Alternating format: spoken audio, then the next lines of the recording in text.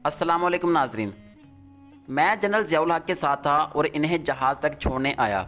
सब लोग जहाज़ में बैठ चुके थे। जहाज़ में दाखिल होते हुए इन्होंने कहा, आप भी आ रहे हैं, मगर आपका तो अपना जहाज़ है जो सामने खड़ा था। जी हाँ, मैं अपने जहाज़ से आऊँगा, अल्लाह हाफिज़।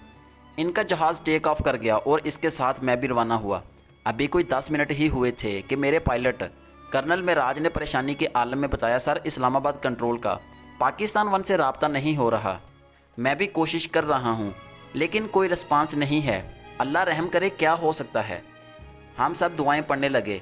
पायलट ने बताया वो सामने धुआं नज़र आ रहा है। दूसरे ही लम्हे हमारा जहाज़ उसके करीब पहुँच चुका था। नीचे एक हेलीकॉप्टर भी उतर रहा था जो मुल्तान जा रहा था। हमारा जहाज़ ऊपर चक्कर लगाता रहा। हेलीकॉप्टर के पायलट से रब्ता किया तो उसने बताया कि C-130 क्रैश हो गया है, आग लगी हुई है और कोई जिंदा नज़र नहीं आ रहा। सदर पाकिस्तान और मुसल्लह अफवाज के सरबराह जनरल ज़ियाउल हक की नागहानी मौत से कबल की गुफ्तगू का अहवाल साबिक़ आर्मी चीफ मिर्ज़ा असलम बेग की किताब इक़्तिदार की मजबूरियाँ में बयान किया गया है। इस रोज़ ज़ियाउल हक बहावलपुर के करीब टामे वाली फायरिंग रेंज में अमरीकी साख्ता M1A1 और मुकामी तौर पर तैयार करदा अल खालिद टैंक की आजमाइशी कारकर्दगी देखने आए थे। उस रोज़ ज़ियाउल हक बहावलपुर के करीब टामी वाली फायरिंग रेंज में अमरीकी साख्ता M1A1 और मुकामी तौर पर तैयार करदा अल खालिद टैंक की आजमाइशी कारकर्दगी देखने आए थे। बहावलपुर एयरपोर्ट से उनके तैयारे ने 3:30 बजे परवाज़ भरी। जनरल ज़ियाउल हक के साथ अमरीकी सफ़ीर समेत 29 अफराद सवार थे। 1981 सन के बाद से कम अज़ कम 4 मरतबा जनरल ज़ियाउल हक की जान लेने की कोशिश की जा चुकी थी। जनरल ज़िया के एक साथी के बकौल गुज़िश्ता साल मौसम गर्मा में एक नुमाइंदे ने ज़ियाउल हक को ख़तरनाक नताइज के बारे में इंतबाह किया था और ज़ियाउल हक ने जवाब दिया था, आपकी धमकियाँ मुझे खौफज़दा नहीं कर सकती। एक मुसलमान की हैसियत से मेरा अकीदा है कि मौत का दिन मुकर्रर है और मैं किसी तरीके से इसको बदल नहीं सकता। अगस्त 1988 सन के आगाज़ में ज़ियाउल हक ने वो फैसला किया जो बिल आखिर इनके खात्मे पर ख़त्म हुआ। काफ़ी दिनों से इनका एक काबिल एतमाद फ़ौजी अफसर उन पर जोर दे रहा था कि वो 17 अगस्त को मुल्क के मशरकी हिस्सा के एक फ़ौजी अड्डे पर अमरीकी टैंक के आजमाइशी मुजाहिरा का मुआयना करें। अगरचे ज़ियाउल हक ने अहले खाना और रुफ़का के साथ बातचीत में इस शख्स के असरार पर हैरत का इजहार किया, लेकिन बिल आखिर वो इस सफ़र पर राज़ी हो गए और इस बात को मान लिया कि इस मुजाहरे पर उनकी मौजूदगी से मुसल्लह अफवाज का हौसला बुलंद होगा। और बाद में जो कुछ हुआ इससे ज़ाहिर होता है कि ये बहुत कामयाबी से बिछाया गया जाल था।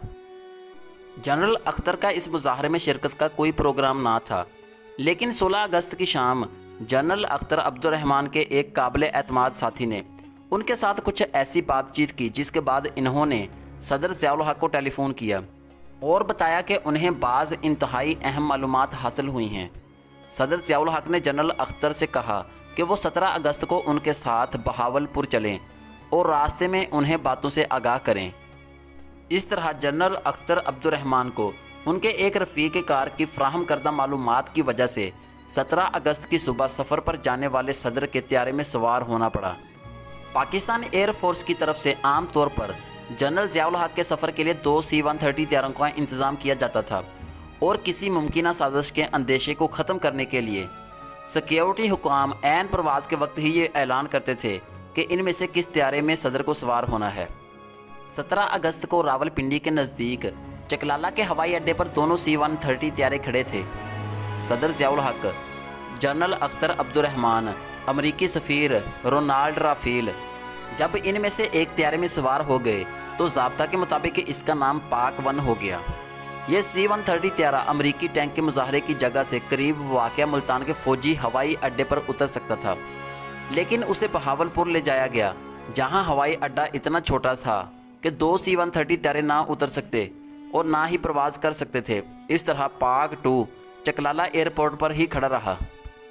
इस तरह ये बात वाज़ेह तौर पर मुतय्यन और मालूम हो गई कि वापसी सफ़र पर सदर पाकिस्तान किस त्यारे में सफ़र करेंगे। सदर ज़ियाउल हक और उनके रुफ़का जब टैंक मुज़ाहरा देख रहे तो इस वक्त वहाँ मौजूद बाज़ अफराद के बयान के मुताबिक एयरपोर्ट पर 3 मुख्तलिफ तंजीमों ने निगरानी और कारकर्दगी संभाल रखी थी। रेगुलर एयरपोर्ट और मिलिट्री पुलिस हवाई अड्डे की तरफ जाने वाले रास्तों की निगरानी कर रही थी। ایک فوجی دستہ پاک 1 سے 400 گز کے فاصلے پر حفاظتی حصار بنائے ہوئے تھا اور مقامی پولیس طیارے کی نگرانی کر رہی تھی۔ ایک پولیس افسر کے بیان کے مطابق 2 سویلین افراد غالباً مرمت کے کام کے لیے طیارے میں داخل ہوئے تھے۔ اس کا کہنا تھا کہ ان افراد کا طیارے میں داخل ہونا میرے نزدیک ایک غلط حرکت تھی، لیکن میں انہیں روک نہیں سکا کیونکہ میرے پاس ایسا کوئی اختیار نہ تھا۔ طیارے کا کپتان، ونگ کمانڈر مشہود فرخ، معاون ہوا باز ساجد چودھری، ایک انجینئر اور ایک نیویگیٹر پرواز کے لیے تیاری کے سلسلے میں ضروری چیکنگ میں مصروف تھے۔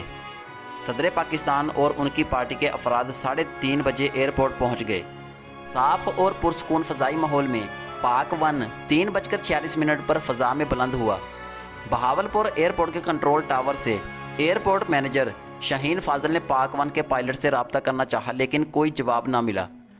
پرواز کے تقریباً 2 منٹ بعد زمین پر موجود لوگوں نے دیکھا کہ پاک 1 عجیب و غریب انداز سے حرکت کر رہا ہے۔ پائلٹ اور معاون ہوا باز دونوں کے پاس مائکرو فون تھے اور گراؤنڈ کنٹرول سے بات کر سکتے تھے، لیکن بعد کے 2 منٹ کے عرصہ میں جبکہ طیارہ کلا بازیاں کھاتا رہا، انہوں نے ایک لفظ بھی نہ کہا۔ ٹھیک 3:51 پر طیارے نے 65 ڈگری کا گوتا لگایا اور 8 میل کے فاصلے پر زمین سے آ ٹکرایا۔ طیارے میں سوار تمام افراد موقع پر ہی جاں بحق ہو گئے۔ امریکی قانون کے تحت FBI کا یہ فرض ہے کہ اگر کوئی امریکی شہری تخریب کاری کے حادثے میں ہلاک ہو جائے تو وہ اس کی تحقیقات کرے۔ اس قانونی ذمہ داری کے تحت FBI نے فوری طور پر ماہرین کی ایک ٹیم پاکستان بھیجنے کے لیے تیار کی۔ 21 اگست کو امریکی دفتر خارجہ نے زبانی طور پر اس کی منظوری بھی دے دی، لیکن پھر چند گھنٹے بعد بعض اضافی اسباب کی بنا پر یہ منظوری واپس لے لی گئی۔ اس کے بعد 3 ہفتہ تک FBI کے ایگزیکٹو اسسٹنٹ دفتر خارجہ اور امور خارجہ کے بیوروکریسی میں بار بار درخواست کرتے رہے کہ FBI کو اپنی قانونی ذمہ داری کی تکمیل کے لیے اقدام کی اجازت دیں، لیکن انہیں ہر بار ناکامی ہوئی اور ان کا کہنا ہے کہ آج تک مجھے اس سوال کا کوئی تسلی بخش جواب نہیں مل سکا کہ ہمیں اس کام سے کیوں روکا گیا، اور ہمیں یہ بھی معلوم نہیں ہوا کہ یہ فیصلہ کس نے کیا تھا۔ حادثے کے اگلے روز FBI اور ڈیفنس ڈپارٹمنٹ کے ماہرین کے مطابق جنہوں نے حادثے کے مقام کا معائنہ کیا تھا، یہ حادثہ طیارے میں کسی فنی خرابی کا نتیجہ نہیں تھا، لیکن بعد میں اسٹیٹ ڈپارٹمنٹ اور دوسرے امریکی حکام کے حوالے سے کسی کا نام ظاہر کیے بغیر یہ غیر مصدقہ خبریں گشت کرتی رہیں کہ امریکی ماہرین کا خیال ہے کہ حادثہ فنی خرابی کی وجہ سے ہوا۔ ان خبروں کا مقصد ظاہر کرنا تھا کہ یہ محض ایک حادثہ ہے، بلکہ ایک اعلیٰ پاکستانی ذرائع کے مطابق اسلام آباد میں امریکی سفارت خانہ کی طرف سے پاکستانی حکام کو یہ کہا گیا کہ اس حادثے کو آپ بلا وجہ توڑنے مروڑنے کی کوشش نہ کریں۔ اسی اسنا سے پاکستانی حکام نے اس حادثے کے اسباب کی تحقیقات کے سب سے اہم ذریعہ اور شہادت کو دفن کر دیا۔ حادثہ کے مقام سے بعض لاشیں، خاص طور پر عملے کے ارکان کی لاشیں، کافی حد تک صحیح تھیں۔ بہاولپور ملٹری ہسپتال میں انہیں پوسٹ مارٹم کے لیے بھیجا گیا اور ڈاکٹروں نے ابتدائی طور پر ان میں سے بعض کے ٹشو علیحدہ کر کے ریفریجریٹر میں محفوظ کر لیے، بلکہ امریکی فوجی اتاشی بریگیڈیئر جنرل واسم کی لاش کا پوسٹ مارٹم بھی کیا گیا، لیکن ہسپتال کے ذرائع کے مطابق بعد میں ایک سرکاری حکم موصول ہوا جس میں پوسٹ مارٹم کرنے سے روک دیا گیا۔ حالانکہ ہوا بازوں کی لاشوں کے پوسٹ مارٹم سے یہ معلوم ہو سکتا تھا کہ واقعی ان کیمیکلز کی وجہ سے جن کی نشاندہی طیارے کے ڈھانچے کے بعض اجزاء پر کی گئی تھی، ہوا باز مرنے سے قبل مفلوج یا بے ہوش ہو گئے تھے۔ پاکستان کی اس وقت کی وزیر اعظم بے نظیر بھٹو کھلے عام جنرل ضیاء الحق کے متعلق اپنی نفرت کا اظہار کرتی تھی، کیونکہ جنرل ضیاء نے پہلے تو ان کے والد ذوالفقار علی بھٹو کو اقتدار سے برطرف کیا اور پھر انہیں پھانسی دے دی۔ ضیاء الحق کی موت کے بعد بے نظیر بھٹو نے کہا، یہ بلا شبہ خدائی فعل ہے۔ بہاولپور پولیس نے لوگوں سے جنہوں نے بعض غیر معمولی باتیں سنی تھی کوئی پوچھ گچھ نہیں کی۔ حفاظتی انتظامات کی نگرانی کرنے والے حکام نے بتایا کہ خود ان سے یا اس موقع پر موجود دوسرے افراد سے کسی قسم کی کوئی پوچھ گچھ نہیں کی گئی۔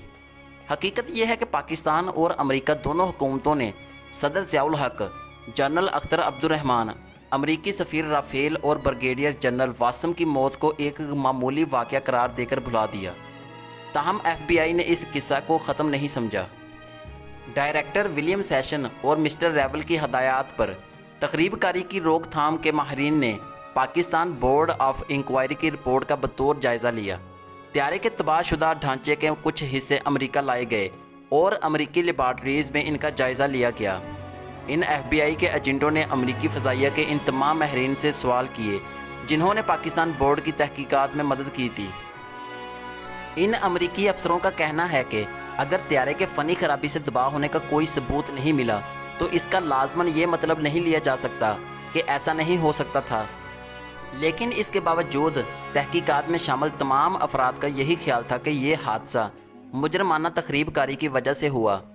इस त्यारे को तखरीबी कार्रवाई के ज़रिए तबाह करना एक ऐसा पेचीदा और दुश्वार अमल था जिसे कोई दहशतगर्द तंजीम और अफ़गान एजेंट पाया तकमील तक पहुंचा सकते थे।